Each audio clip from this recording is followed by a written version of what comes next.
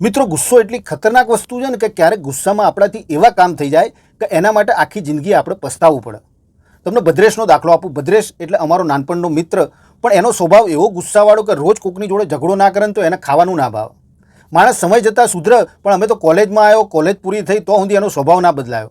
તે એક વખતની વાત છે, અમારા મિત્ર વર્તુળમાં એક જગ્યાએ લગ્ન હતું અને અમારા ફ્રેન્ડ સર્કલને આમંત્રણ હતું. તે અમે ગયા હતા. તે જમણવારમાં આ લોકોએ બનાવી હતી બાસુંદી. તે બાસુંદી એક વખત તો આવી, પણ બીજી વખત બાસુંદી ના આવીને ભદ્રેશને બાસુંદી બહુ ભાવે.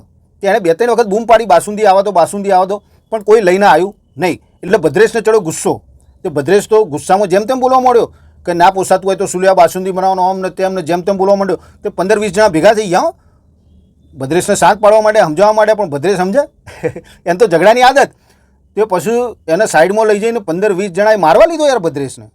અને ભદ્રેશને તો ઓર ગુસ્સો ચડ્યો, કારણ કે એ તો એને તો મારામારીનો અનુભવ નાનપણથી, કારણ કે રોજ ઝઘડો કરવા જોઈએ એટલે. અને પછી 15-20 જણા જોડે એને મારવા માંડ્યા ને, એટલે ભદ્રેશે ચેલેન્જ આપી કે તમારી માએ જો સવાર શેર સૂટ ખાધી હોય તો એક એક કરીને આવો, પછી તમને બતાવું કે આ ભદ્રેશ શું ચીજ છે.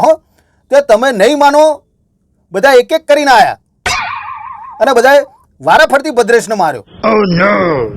આજે એને ડાબા પગે ચાલવામાં તકલીફ પડે છે, પણ કહેવાનો મતલબ મારો એક જ છે કે ગુસ્સા ઉપર કાબૂ રાખો, ક્યારેક આપણે આખી જિંદગી પસ્તાવવું પડે એમ.